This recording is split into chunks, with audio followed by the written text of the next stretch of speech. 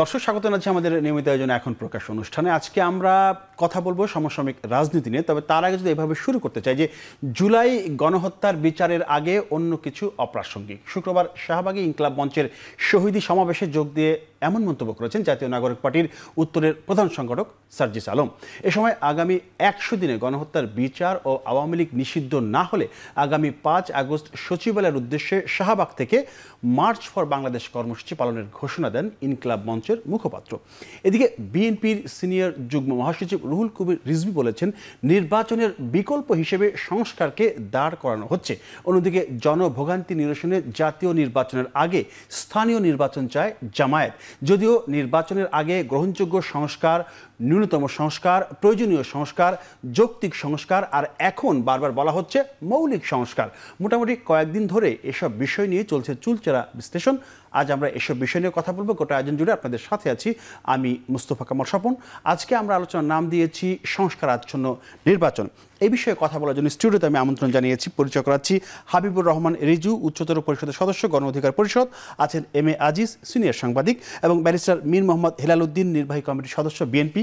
তিনজনকেই ধন্যবাদ। আমি সহসাংগঠনিক সম্পাদক। জি, সহসাংগঠনিক সম্পাদক। আপনি শুরুতে আমি আপনার কাছে যেতে চাই, সেটি হচ্ছে যে এই যে আমি শুরুতেই বললাম যে আপনার জুলাই গণহত্যা এবং শাপলা চত্বরের যে বিচারের আগে, মৌলিক সংস্কারের আগে অন্য কোনো বিষয় নিয়ে আলোচনা করা বা অন্য বিষয়ে কথা বলা অপ্রাসঙ্গিক। এখানে নির্বাচনকে ইঙ্গিত করেছেন এনসিপি।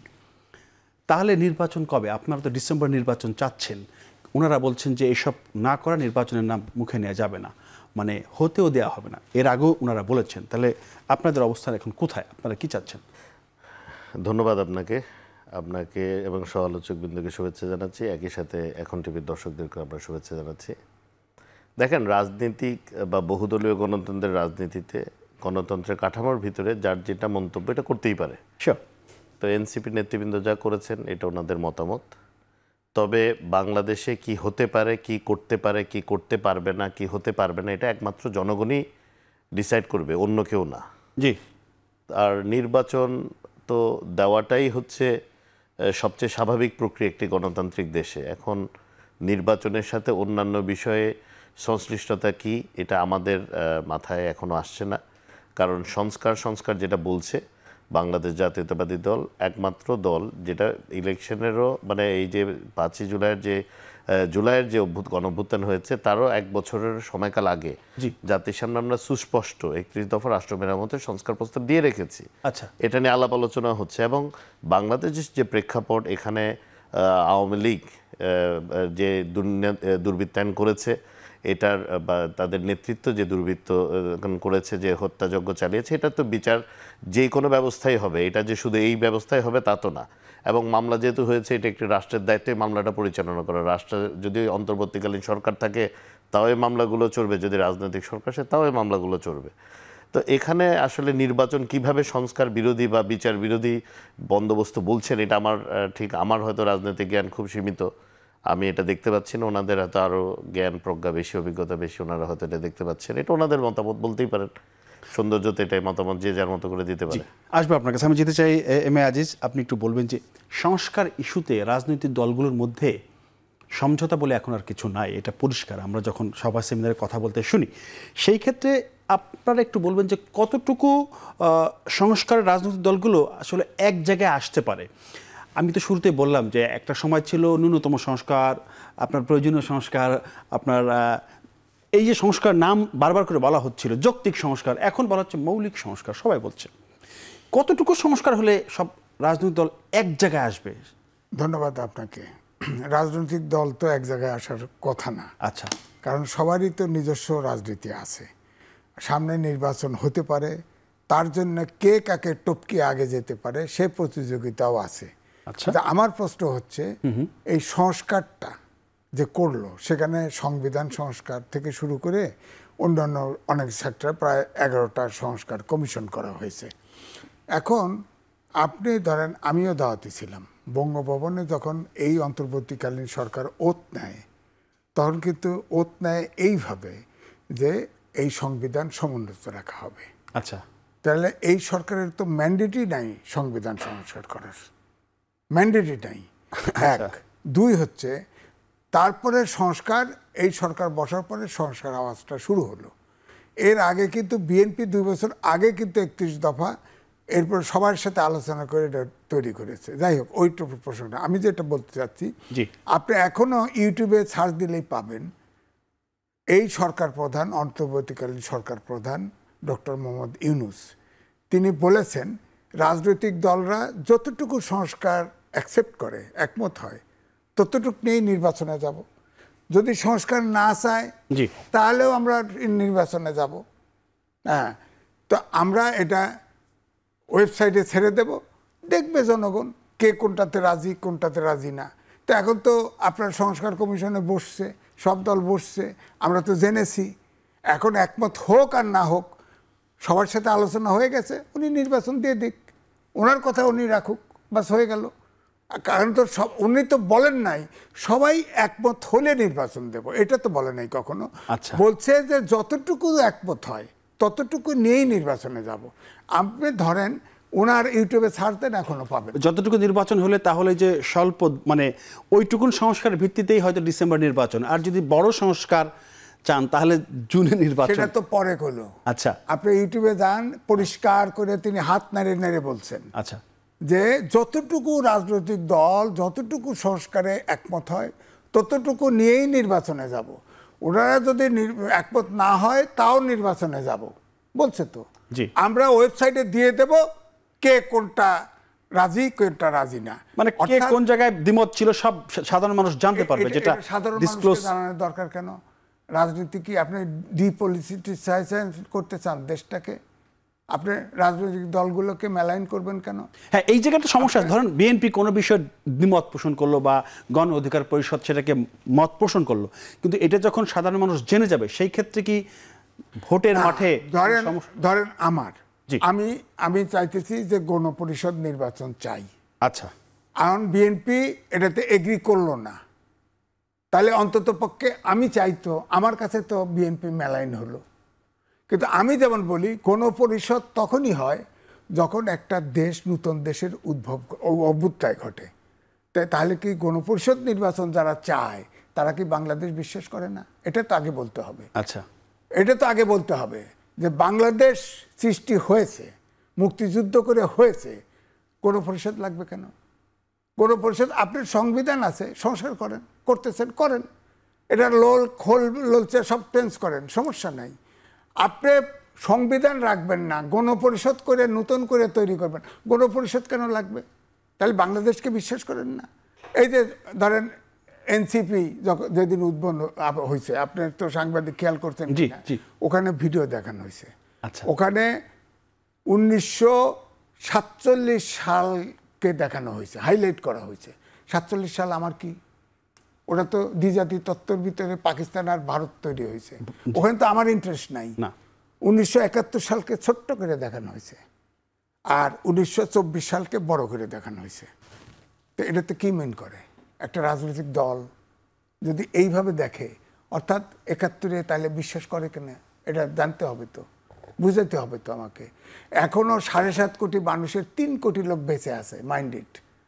একমাত্র ওই স্বাধীনতা সংগ্রামে জামাত ইসলাম ছিল বড় দল, আচ্ছা, হ্যাঁ, আর ছোট ছোট 2টা দল ছিল, ওটা মেনশনেবল না। তো আর তো সবাই এদেশের মুক্তিযুদ্ধের সমর্থন করেছে, এবং মুক্তিযুদ্ধে যত লোক মারা গেছে, যত লোক বীরঙ্গনা হয়েছে, যত সম্পদ ধ্বংস হয়েছে, আমি যদি ছোট করে দেখছি না। 24শে আগস্টে 1,500-2,000 লোক মারা গেছে, এর ভিতরে আপনি যদি প্রশ্ন করি কতজন সাধারণ লোক মারা গেছে? সাধারণ লোক সবচেয়ে বেশি মারা গেছে, হকার, ছোট ব্যবসায়ী সবচেয়ে বেশি মারা গেছে। ছাত্ররা বুক পেতে দিছে, মানলাম, রাজনৈতিক দলও বুক পেতে দিছে, তা জানি। ধরেন বিএনপি দাবি করে তাদের 700 মারা গেছে। ছাত্র দলের প্রেসিডেন্ট ছররাগুলি তার পায়ের হাতে রয়ে গেছে, কই তার চিৎকার করে বলছে? কোনোদিন শুনছেন যে আমার গুলি লাগছে? এরা তো সবসময় কয়ে কান্দে ফেলায়, মরে গেছে। আরে একটা বিপ্লব করবেন, একটা অভ্যুত্থান করবেন, মরবেই তো, এটা স্বাভাবিক। আপনি সেটার কারণে পুরো দেশটাকে উল্টায় ফেলবেন, এটা তো হয় না, এটা তো হয় না। আপনাকে 71-কে স্বীকার করে নিতে হবে। স্বীকার করে, দেশকে স্বীকার করে আপনাকে রাজনীতি করতে হবে। যদি দেশকে স্বীকার না করেন তাহলে তো আপনার রাজনীতি করার অধিকার নাই। আচ্ছা, আসবো আমি যেতে চাই একটু হাবিবুর রহমান রিজু আপনার কাছে। সেটি হচ্ছে যে কথা অনেকগুলো এসেছে, ৭১কে স্বীকার করে রাজনীতি করতে হবে। তো ওই জায়গায় কি রাজনৈতিক দলগুলো যারা এখন রাজনীতি করছে বা যাদেরকে ইঙ্গিত করা হচ্ছে, তারা কি ওই জায়গাটায় তাদের অবস্থান নেই? তারা কি ২৪ বা ৭১ কোনটাকে ছোট বড় করে দেখছে? এই বিষয়ে একটু বলবেন। সেই সাথে বলবেন যে গণপরিষদ কেন লাগবে, যেটা আজিজ ভাই বললেন। এই বিষয়ে যেহেতু আপনি রাজনৈতিক দলের একজন নেতা, সেই বিষয়ে আপনার বক্তব্য জানতে চাচ্ছি। প্রথমেই বলবো যে আপনি যে কথাটা বললেন যে ৭১কে অস্বীকার করছে কে, সেটাই। এটা হলো একটা স্টানবাজি ছাড়া আর কিছুই না। আচ্ছা, বাংলাদেশে এমন কোনো পাগলও নেই যে ৭১কে অস্বীকার করে। ৭১ এবং ২৪ পরস্পরের পরিপূরক, এর মধ্যে কোনো বিরোধ নেই। এই বিরোধ কেউ কেউ আবিষ্কার করার চেষ্টা করতেছেন। এটা দূরভিসন্ধিমূলক, উদ্দেশ্যমূলক। ব্যাপারটা হচ্ছে যে আমরা রাজনৈতিক দল এই ৫৩ বছর ধরে এদেশে সফলতার যেমন আছে, ব্যর্থতারও অনেক ইতিহাস আছে। এই মুহূর্তে দেশের যে পরিবেশ, এটা সম্পূর্ণ একটা রাজনৈতিক ব্যর্থতা। আজিজ ভাইয়ের কিছু কথার সাথে আমি দ্বিমত পোষণ করি একেবারেই। কোনটা? অন্তর্বর্তীকালীন সরকারের এই যে ডক্টর ইউনূস সাহেবের কোনো ম্যান্ডেট নেই, এই কথার আমি বিরোধিতা করি। ব্যাখ্যাটা কি? কেন? ব্যাখ্যা হচ্ছে যে এটা একটা রক্ত দিয়ে ম্যান্ডেট দেওয়া হয়েছে তাকে।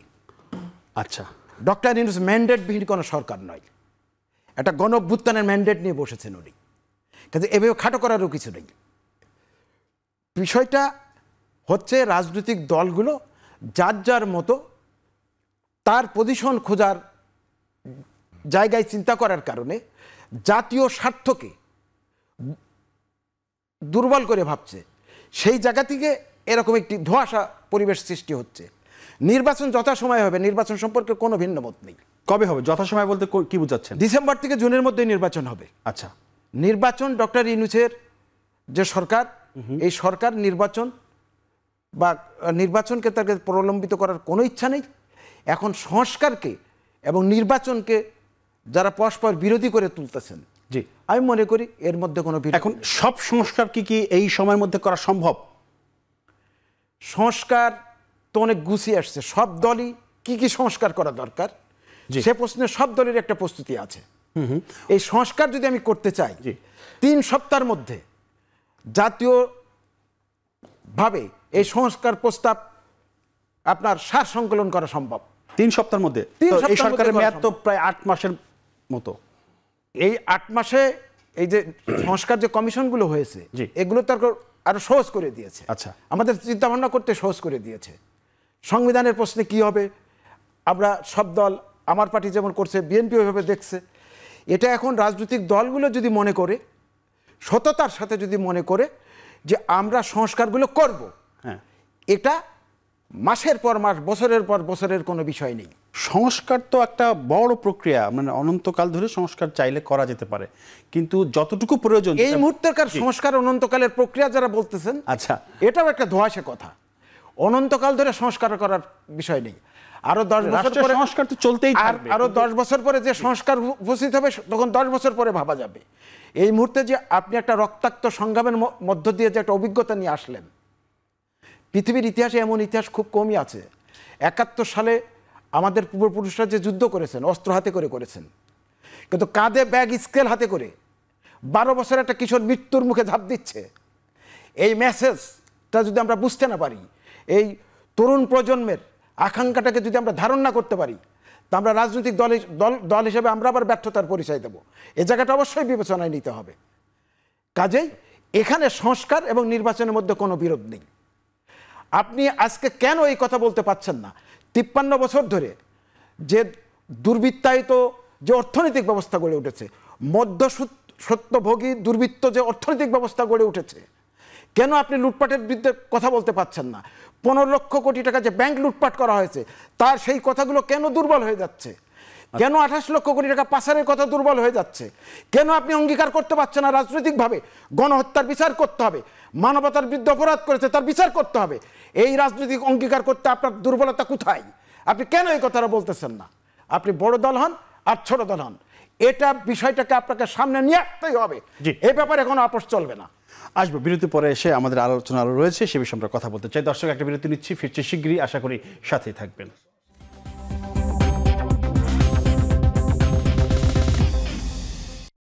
বিরতির পর আবার ফিল্ম আমাদের নিয়মিত আয়োজন এখন প্রকাশ অনুষ্ঠানে। আমরা কথা বলছিলাম সংস্কারাচ্ছন্ন ভোট নিয়ে। আমি বিরতির পর এসে যেতে চাই ব্যারিস্টার মীর মোহাম্মদ হেলালুদ্দিন আপনার কাছে। সেটি হচ্ছে যে আপনারা ডিসেম্বর নির্বাচন চাচ্ছেন, জনগণের মালিকানা ফিরিয়ে দিতে বলা হচ্ছে, এবং প্রশ্ন হচ্ছে যে তাহলে আগামী জুনে যদি নির্বাচন হয়, আপনারা চাচ্ছেন ডিসেম্বরে, জুনে হলে সমস্যাটা কি এইটা একটু বলবেন। সেই সাথে আপনি রিজু ভাই যে কথা বলেছেন সেই কথা আপনার কোনো কিছু বলার আছে কিনা?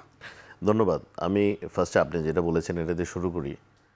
দেখেন, ডিসেম্বরে আমরা বলেছি কারণ এটা চিফ অ্যাডভাইজার নিজেই বলেছেন কিন্তু যে ডিসেম্বরের মধ্যে নির্বাচন হবে। আচ্ছা, এখন তাহলে কেন আমরা ডিসেম্বরে স্ট্রিক্ট করছি? দেখেন, আপনি ওনার অফিসিয়াল টুইটার অথবা ফেসবুক যদি ফলো করে থাকেন, আপনি দেখবেন এটা খুব কনফিউজড একটা পেজ। একবার ওনার একটা বক্তব্য আসে ডিসেম্বরের মধ্যেই নির্বাচন দিতে বলা হয়েছে, আবার দেখি ঠিক 10 মিনিট পরে ওইটাতে এডিট করে গিয়ে বলা হয় ডিসেম্বর থেকে জুনের মধ্যে নির্বাচন দিতে বলা হয়েছে। আবার ওনাদের দায়িত্বশীল এক হোম অ্যাডভাইজার সাহেব উনি হঠাৎ করে বলে বসলেন জনগণ চায় 5 বছর পর্যন্ত ক্ষমতায় থাকতে। তো এই যে ধূম্রজাল সৃষ্টি হচ্ছে, এটাতে মানুষ কনফিউজড হচ্ছে। যখন কনফিউজড হয় দেশ অস্থিতিশীল হয়ে যায়। ওই জন্য আমরা তো ওনারটাই বলছি। উনি বলছেন হতে পারে ডিসেম্বরে, হতে পারে নো, উনি ফার্স্টে ডিসেম্বরেই ছিলেন। আচ্ছা, এই বক্তব্য ওনার অফিসিয়াল, আমি তো এটা বলছি আপনাকে যে ওনার অফিসিয়াল যে chief adviser government of Bangladesh যেটা আছে, এখানে আপনি এডিট লিস্টে গেলেই দেখবেন প্রথমটা কি দ্বিতীয়টা কি। এটা গেলে একটা। সেকেন্ড কথা হলো, হোম অ্যাডভাইজার বললেন জনগণ, কোন জনগণের কথা বলছেন আমি জানি না, 5 বছর পর্যন্ত কারো ওনাদেরকে রাখতে চাই, বাট এই স্টেটমেন্ট ওনার এসছে। পরে উনি ক্ল্যারিফাই করছেন এটা ওনার বক্তব্য না, উনি জনগণের কথা বলেছেন। এখন ওনারা আসলে জনগণের সাথে মেশার সুযোগটা কোথায় পাচ্ছেন বা এটা কোন পোর্শন অফ জনগণ আমি জানি না। যাই হোক, কিছু ওনাদের বক্তব্যের অসামঞ্জস্যের কারণে কিন্তু কিছু কনফিউশন সৃষ্টি হচ্ছে। এখানে ইলেকশন দিতে হবে বাংলাদেশে, তো টাইম লাইনটা ক্লিয়ার করলে কার কি অসুবিধা হচ্ছে এটা আমার একজন রাজনৈতিক কর্মী হিসেবে বোধগম্য না। এটা গেল ফার্স্ট পার্ট। সেকেন্ড পার্ট হচ্ছে দুইজন অত্যন্ত বিজ্ঞ আলোচক, ওনাদের তুলনায় আমি খুবই অনভিজ্ঞ। কয়েকটা কথা বলি। উনি 71-এর স্বাধীনতা যুদ্ধের কথা বলেছেন, আমি ওনার সাথে শতভাগ একমত। কারণ যে সংস্কার প্রস্তাবনাটা দেওয়া হয়েছে ওখানে একটি লাইন আছে 71-এর মুক্তিযুদ্ধ এবং 24-এর গণঅভ্যুত্থান, এই দুটোটা আপনি এক কাতারে আনার সুযোগ নাই। এটা যদি আনতে হয় আপনি 71-কে এক জায়গায় রেখে 75-এর সিপাহী জনতা বিপ্লব, 90-এর গণঅভ্যুত্থান এবং 2024-এর গণঅভ্যুত্থান আপনি একসাথে আনতে পারেন। এটা গেল একটা প্রশ্ন। আমি স্বাধীনতা যুদ্ধের সাথে বাংলাদেশের আর কোনো ঘটনা আপনি কম্পেয়ার করতে চান না? না, এটা সম্ভবই না এবং এটা কোনোভাবে অ্যাকসেপ্টেবল না। আচ্ছা, কারণ ওই সময়ের যে বাংলাদেশ একটা দেশ স্বাধীন হয়েছে, এই ক্ষেত্রে স্বৈরাচার মুক্ত হয়েছে, দুইটা কিন্তু পার্থক্য আছে। নতুন কোন 47 কে আনতে চান? এনসিপি 47 থেকে, আমাদের তো 47 সাথে ভাই কোনো সম্পর্ক নাই বাংলাদেশ। আচ্ছা, এইটা হলো 71-কে আপনি ডাইলিউট করার জন্য আমার মনে হয় অপচেষ্টাটা করাচ্ছে। উনি যেটা বলেছে, আমি এটা ওনার সেন্টিমেন্টটা কিন্তু পাবলিক পর্যায়ে আপনি জানেন। আমরা 5 দিন রংপুরের বিভিন্ন জেলায় আমরা তৃণমূলের সাথে কথা বলে এসেছি। আচ্ছা, সবারই কিন্তু একই সেন্টিমেন্ট। কি বলে 71-এ জি প্যারালাল কেন আসবে? 71 এটা তো আমাদের সবচেয়ে গৌরবান্বিত ঘটনা বাংলাদেশের। 71-এর সাথে তো আপনি অন্য কোনো ঘটনা করতে পারেন না। 90-এ তো স্বৈরাচারের সাথে বিদায় করা হয়েছিল, 90-এ তো গণঅভ্যুত্থান হয়েছিল, তখনও ছাত্ররা এখানে উল্লেখযোগ্য ভূমিকা রেখেছে। তখন যারা ছাত্র নেতা ছিলেন তারা অনেকেই জোরালো ভূমিকা রেখেছেন। ওনারা তো এটার অংশীদারিত্ব বা মালিকানা দাবি করেন নাই। শিক্ষার্থীরা বলছেন যে 71 রাজনীতি ফেল করেছে দেখে 24 এসেছে। না, ওনারা কি বলেছেন আবারও বলি, এটা তো ওনার ইন্টাইটেল, ওনারা ইন্টাইটেল। আচ্ছা, ওনারা তো ওনাদের মতামতটা দিতেই পারেন, কিন্তু আপনি যুক্তিতে যদি আসেন, আমার সংবিধান সংস্কার করতে হবে, আমার মন মানসিকতা নাই আমি আইন মেনে চলবো। বাংলাদেশে কি নির্বাচন কমিশন স্বাধীন ছিল না? আগেও স্বাধীন ছিল। শেখ হাসিনা নির্বাচন কমিশনকে স্বাধীনভাবে কাজ করতে দেয়নি। এটা আমাদের মনস্তত্ত্বটা ছিল আমরা স্বৈরশাসন কায়েম করব, আমরা আইন ফলো করি না। আইন কিন্তু আছে, যেটা আমাদের দরকার এটা হচ্ছে আইনের এক্সিকিউশনের ব্যবস্থা করা।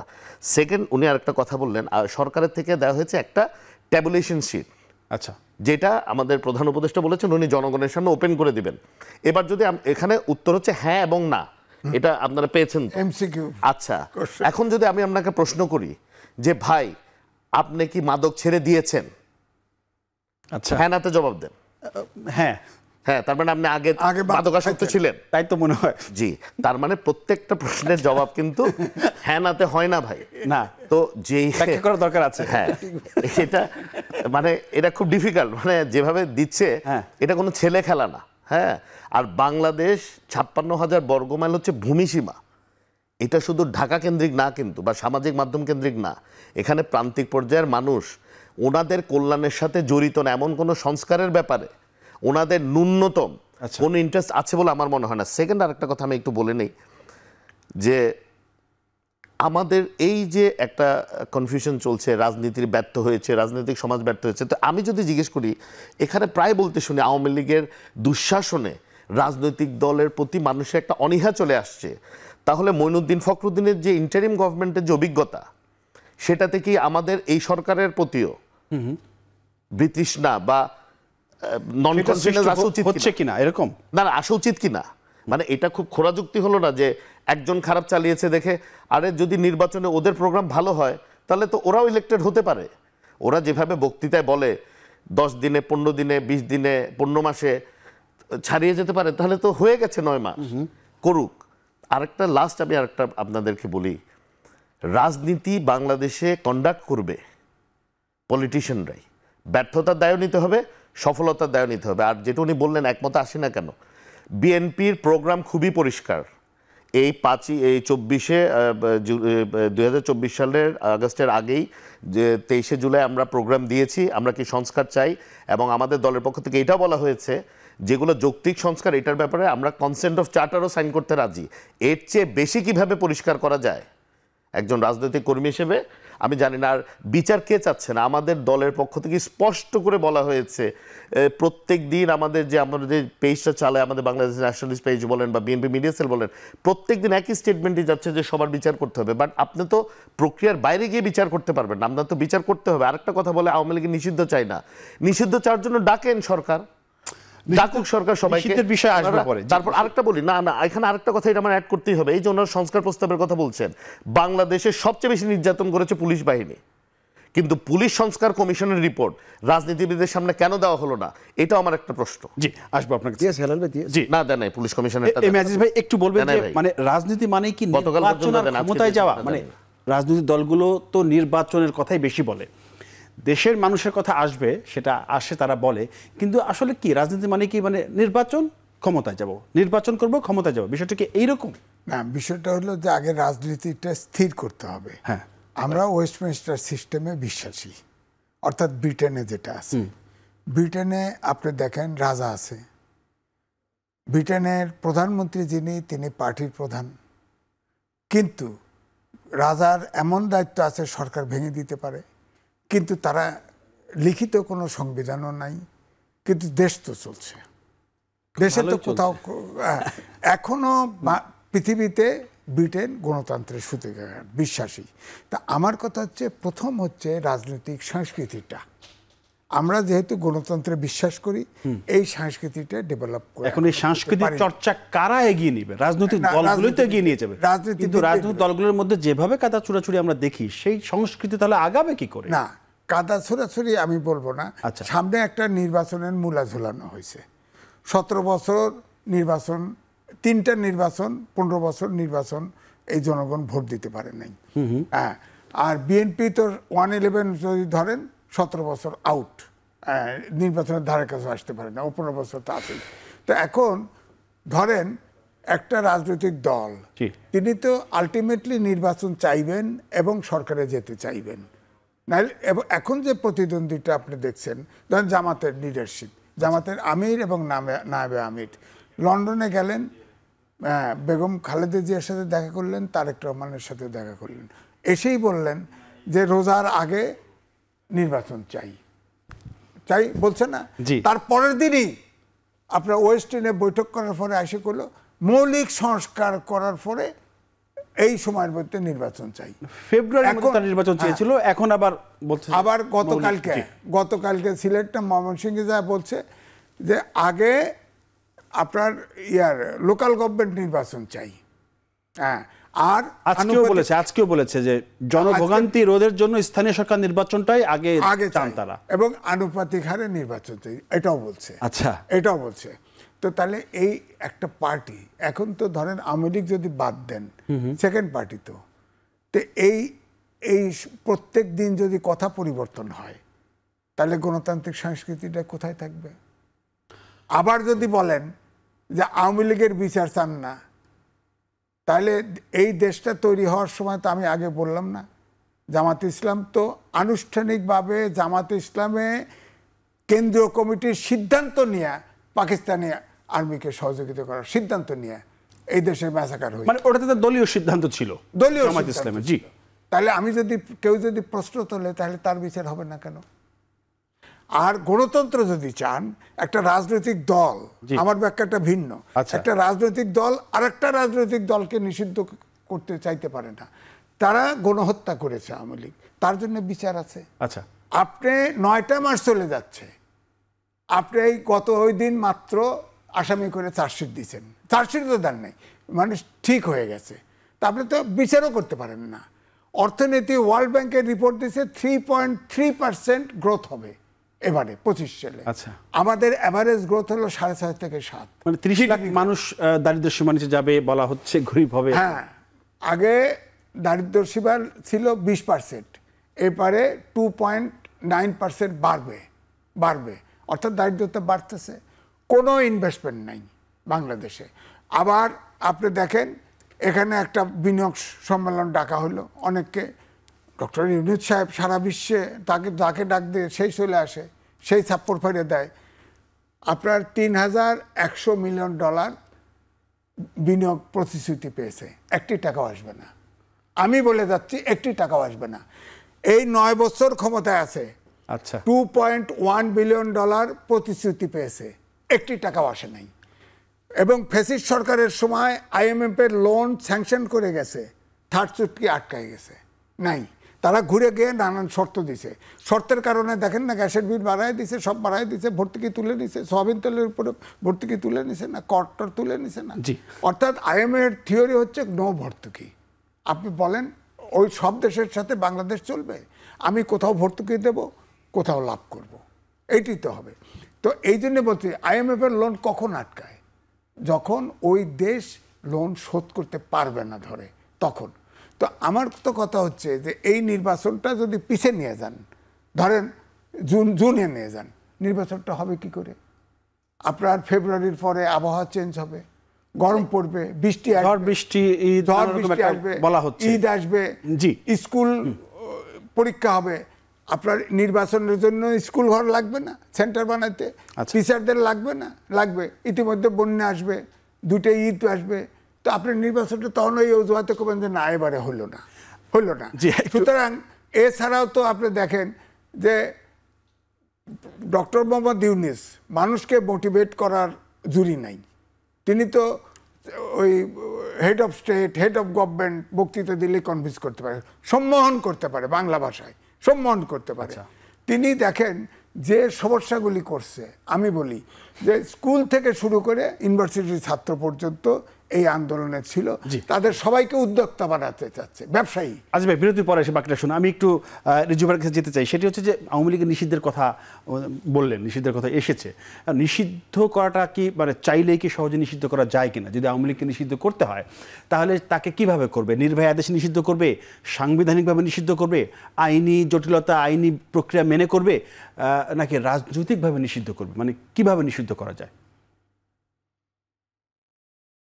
আওয়ামী লীগকে নিষিদ্ধ করার জন্য তো এত গবেষণা করার কিছু নেই। তাহলে তো ক্যাবিনেট বসে সিদ্ধান্ত নিলেই আওয়ামী লীগ নিষিদ্ধ হয়ে যায়। মানে কারা বসে সিদ্ধান্ত নেবে? ক্যাবিনেট বসে নেবে, উপদেষ্টা মণ্ডলী বসে নেবে। নির্বাহী বিভাগ তো এটা পারে। আচ্ছা, এখতিয়ার তাদের আছে। এখানে আসলে এই বিষয়গুলো বড় বিষয় না। বিষয়টা হচ্ছে কি, যে ইতিহাসের সবচেয়ে বড় শিক্ষা হচ্ছে ইতিহাস থেকে কেউ শিক্ষা নেয় না। আপনার রাজনৈতিক সংস্কৃতির যদি পরিবর্তন না হয়, কোনো সংস্কারই কাজে লাগবে না। আমাদের দেশে 53 বছর ধরে যে নির্বাচনী ব্যবস্থা গড়ে উঠেছে, দেখেন, নির্বাচন অর্থ হলো 5 বছরের জন্য কোনো দলের কাছে দেশটা লিজ দিয়ে দেয়া।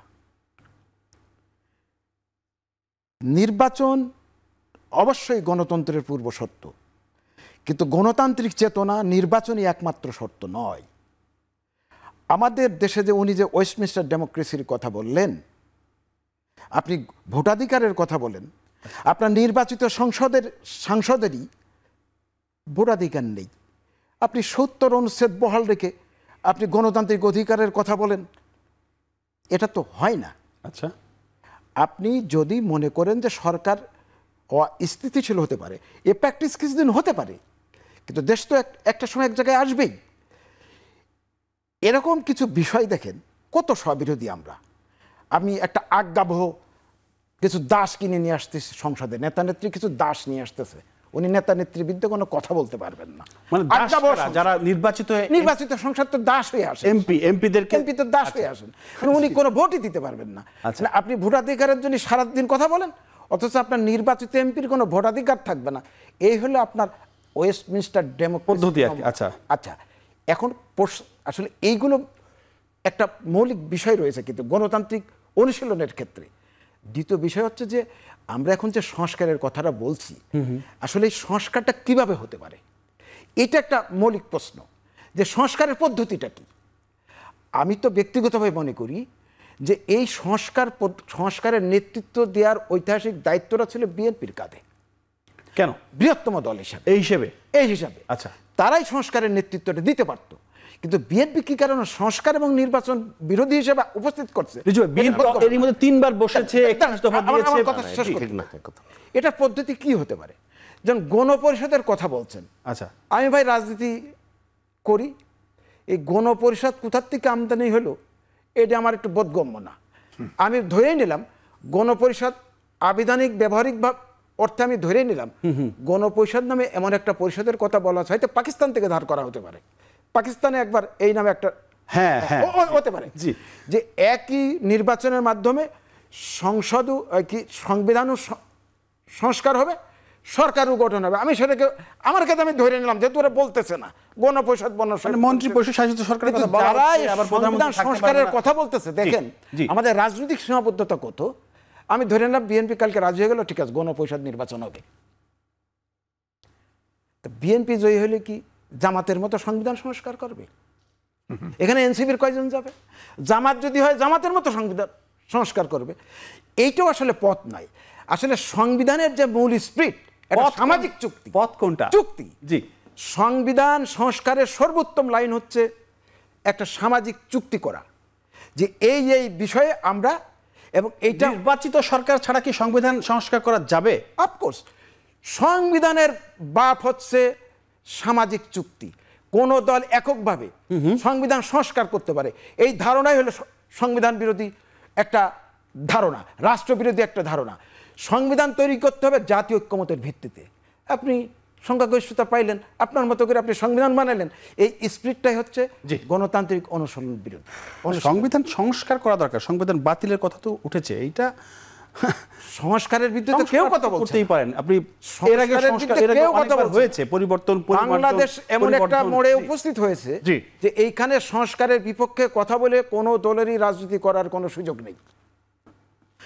আসলে আপনি চেতনায় ধারণ করছেন কিনা, চেতনা আপনি এটা বাস্তবে রূপ দিতে চাচ্ছেন কিনা, সেটা আপনার আচরণ দেখে বোঝা যায় যে আপনি পুরনো রাজনৈতিক বন্দোবস্তে ফেরত যেতে চান, না আসলে নতুন রাজনৈতিক বন্দোবস্ত। নতুন রাজনৈতিক বন্দোবস্তের কথা আমরা শুনছি 8 মাস ধরে। এখন নতুন রাজনৈতিক বন্দোবস্তটা কি সেটা তো ওইভাবে দেখা যাচ্ছে না।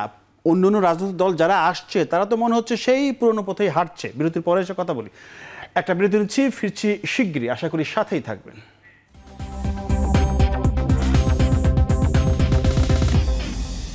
বিরতির পর আবার ফিরলাম। আমাদের যে আলোচনা হচ্ছে সংস্কার আচ্ছন্ন ভোট নিয়ে। আমি বিরতির পর এসে ব্যারিস্টার মীর মোহাম্মদ হেলাল উদ্দিন আপনার কাছে আসতে চাই। সেটি হচ্ছে যে আপনার হাবিবুর রহমান রিজু বেশ কিছু কথা বলেছেন, নির্বাচিত এমপিরা মানে সংসদে দাস হিসেবে আসবেন, এইটা একটু আপনি বলবেন কিনা।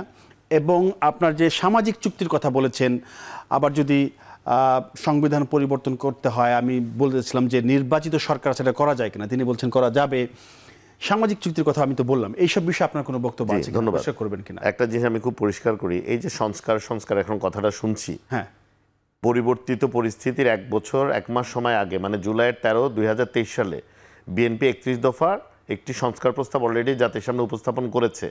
এই প্রক্রিয়াটা আমি বলি তারও 2 বছর আগের থেকে, যেহেতু আমি বিএনপি মিডিয়া সেলের প্রতিষ্ঠাতা সদস্যদের একজন, আমরা বাংলাদেশের প্রতিটি ডিস্ট্রিক্টে গিয়ে বিভিন্ন শ্রেণী মত পেশার মানুষের সাথে আলাপ আলোচনা করে কি সংস্কার ওনারা চাচ্ছেন প্রতিটি জেলায়, এবং খুব বৈরী পরিস্থিতিতে এখানে আওয়ামী লীগ ডিস্টার্ব করেছে, পুলিশ ডিস্টার্ব করেছে, বিভিন্ন এজেন্সি ডিস্টার্ব করেছে, তারপরও গিয়ে আমরা দলের কাছে 27 দফা প্রস্তাব আমরা উপস্থাপন করি যে এইভাবে করে সংস্কার প্রস্তাব চাচ্ছে আমাদের বিভিন্ন জেলার মানুষজন। পরবর্তীতে আমাদের যুগপৎ আন্দোলনে যে দলগুলো ছিল, ইনক্লুডিং গণ অধিকার পরিষদ, ওনারা সহ বসে আরো 4টা দফা ওনারা অ্যাড করেছেন। তারপরে 31 দফা হয়েছে। তারপরে বিএনপির পক্ষ থেকে 31 দফা 2023 সালে জুলাইয়ের 13 তারিখ এটা আমরা জনসমক্ষে প্রকাশ করেছি।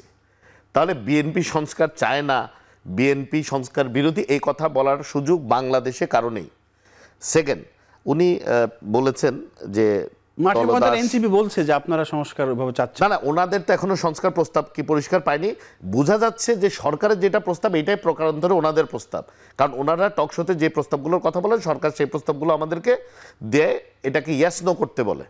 আচ্ছা, এটা অসুবিধা নেই, এটা আমরা যখন সময় আসবে এগুলো আমরা ইনশাল্লাহ দেখব। আচ্ছা, যেটা উনি বললেন দলদাস, দেখেন আমাদের যে 31 দফা প্রস্তাব দিয়েছি, 70 অনুচ্ছেদের কথা উনি বলেছেন, স্পেসিফিকলি আমাদের 7 নম্বর দফায় বলা আছে যে এই যে এমপিরা যা নির্বাচিত সংসদ সদস্য যারা হবেন, ওনারা যে কোনো বিষয়ে অ্যাপার্ট ফ্রম অনাস্থা প্রস্তাব ছাড়া ওনারা স্বাধীনভাবে সরকারের বিলের বিরুদ্ধে ওনারা ভোট করতে পারেন। আমাদের স্পেসিফিক এটা আছে। শুধু এটাই নয়, আমরা বলেছি দ্বিকক্ষ বিশিষ্ট পার্লামেন্ট আমরা প্রস্তাব করতে চাই। তারপর আরও বলেছি রাষ্ট্রপতি এবং প্রধানমন্ত্রীর ক্ষমতার ভারসাম্য আনতে হবে, মানে নির্বাহী বিভাগের সাথে যাতে সব দিকে একটা ব্যালেন্স অফ পাওয়ার থাকে। এটাও প্রস্তাব করেছি, একজন পরপর দুবারের বেশি প্রধানমন্ত্রী থাকতে পারবেন না।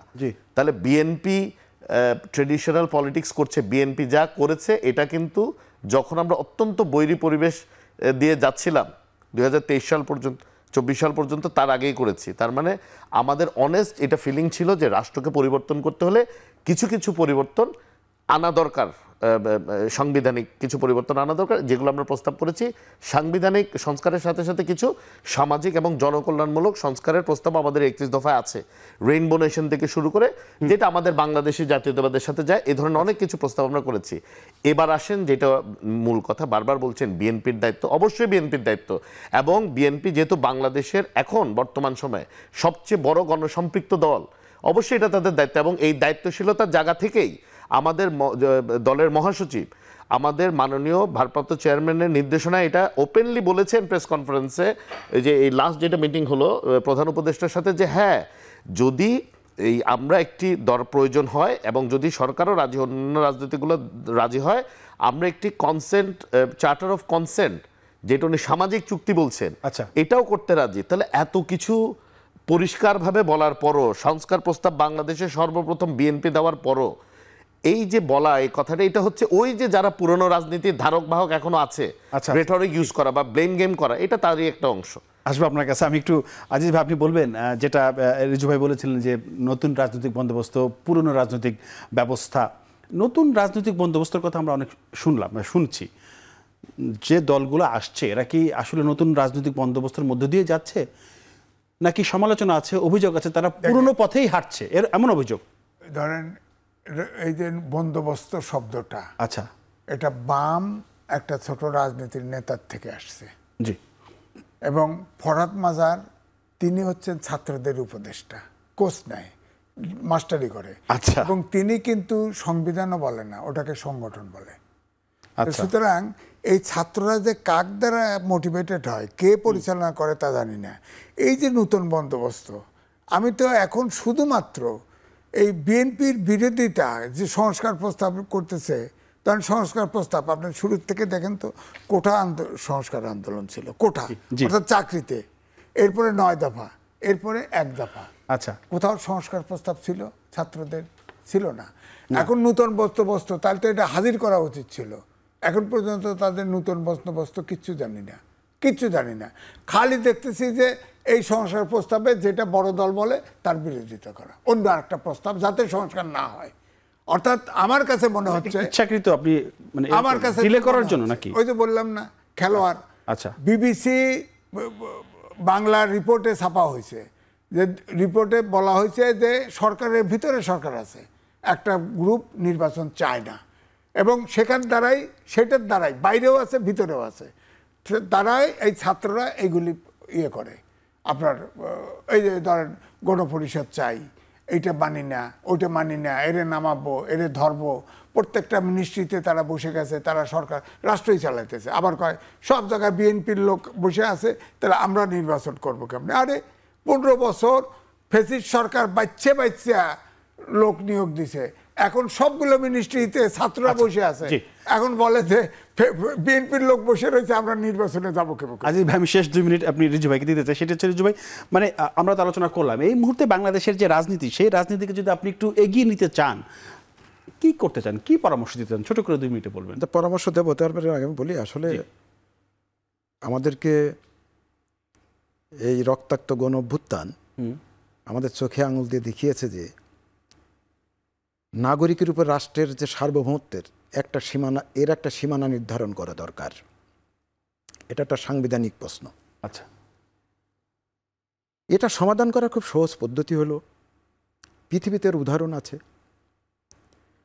যে আপনি সমস্ত, আমাদের দেশেও উদাহরণ আছে যে সামাজিক চুক্তি সংবিধান আটকাতে পারে না, সংবিধানে যাই থাক। সামাজিক চুক্তির আইনি ভিত্তি তো থাকতে হবে। সামাজিক চুক্তির আইনি ভিত্তি সংবিধানের থেকে বেশি। আমাদের দেশে এই উদাহরণ আছে, আমি দেখাই। 90 সালে অভ্যুত্থানের পর বিচারপতি সাহাবুদ্দিন সাহেবের যে প্রেসিডেন্টের চেয়ারে বসে আবার ওখানে যায়, এটা কোনো আইনও ছিল না, সংবিধানও ছিল না, কিন্তু আমরা সামাজিক চুক্তির মাধ্যমে এটাকে গ্রহণ করেছি, কেউ কিন্তু প্রতিবাদ করেনি। আপনি সামাজিক চুক্তি, বিএনপি আমাদের সাথে বৈঠকের কয়েকদিন আগে বিএনপির সাথে আমাদের বৈঠক হয়, সেই বৈঠকেও বিএনপি আমার কাছে আমাদের সাথে স্বীকার করেছেন যে আমরা জাতীয় সনদে স্বাক্ষর করতে প্রস্তুত। এটাই তো একটা সামাজিক চুক্তি। এখন এটাকে যদি এখনো তো বলছে আমাদের দেশের যে সংবিধান, বুঝেছেন, সংবিধান এত বড় সংবিধানের কোনো প্রয়োজন হয় না। সংবিধান এত বড় এবং এত দুর্বোধ্য সংবিধান, এটা আপনি লেখাপড়া জানলে এই সংবিধান বুঝতে পারবেন না। সংবিধানকে সহজ করতে হবে এবং একটা নীতিমালার মধ্যে নিয়ে আসতে হবে। এটা নিয়ে আসার জন্য উচিত হচ্ছে রাজনৈতিক দলগুলোকে একসাথে বসে এই সরকারের মাধ্যমে একটি সারাংশ তৈরি করে একটা রাজনৈতিক অঙ্গীকার, বলে মিনিমাম একটা রাজনৈতিক অঙ্গীকার হতে হবে যে আমরা এইগুলো করব এবং এর ভিত্তিতেই দেশটা পরিচালিত হবে। ইংল্যান্ডে তো সংবিধান নেই, সামাজিক চুক্তির ভিত্তিতে কিন্তু ইংল্যান্ড চলে, রাজা সই করে দিয়েছেন সামাজিক চুক্তিতে। আচ্ছা, আমাদের এখানেও হতে পারে সেই সামাজিক চুক্তিকে প্রেসিডেন্ট সিগনেচার করে এটাকে জারি করে দিতে পারেন। এটা খুব সহজ পদ্ধতি। আর গণপরিষদের কথা যারা বলছেন তারা রাজনৈতিক প্রজ্ঞাহীন। আমি মনে করব এটা অবাস্তব, অবান্তর একটি প্রস্তাব, গণপরিষদের প্রস্তাব। এখন সব থেকে সহজ পদ্ধতি হচ্ছে এইটাই, আমাদের সমস্ত রাজনৈতিক দল মিলিত হয়ে একটি চুক্তিতে উপনীত হতে হবে। এটা হলো সহজ পদ্ধতি। এই চুক্তির আয়োজন কে করবে তাহলে? কি আপনি, মানে এটা তো সরকার করতে পারে, যিনি আছেন তাকে সরকার করতে পারেন। আচ্ছা, বড় রাজনৈতিক দল হিসেবে বিএনপি এর উদ্যোগ নিতে পারে। এগিয়ে আসার কথা বারবারই বলছে, তারা তো স্বীকার করছে যে হ্যাঁ আমরা তো এগিয়ে আসুক, সমস্যা কি? আপনি কিছু বলবেন কিনা? শেষ একটু বলতে, জি শেষ মিনিট। আপনি উনি যে সামাজিক চুক্তির কথা বলেছেন, এটা সরকারের উদ্যোগ নিতে হবে। আচ্ছা, এটাতে যারা কনসেন্ট, যেগুলো যদি কনসেন্ট ওরা সাইন করবে, কিন্তু এটার আইনি প্রসেসটা হচ্ছে একটি নির্বাচনের পরে সংসদে অবশ্যই ওই সামাজিক চুক্তিগুলোকে র্যাটিফাই করতে হবে। যেমন গণতান্ত্রিক প্রক্রিয়াকে অব্যাহত রাখার জন্য নির্বাচনের আসলে তো বিকল্প নাই আমাদের দৃষ্টিতে। তো না, এখন নতুন কি দৃষ্টিভঙ্গি আছে এটা তো জানি না। অসংখ্য ধন্যবাদ ব্যারিস্টার মীর মোহাম্মদ হেলালুদ্দিন এবং এম এ আজিজ হাবিবুর রহমান রিজু, তিনজনকে ধন্যবাদ জানাচ্ছি। আগামীতে হয়তো এই বিষয়ে আরও আলোচনা হবে, আরও কথা হবে।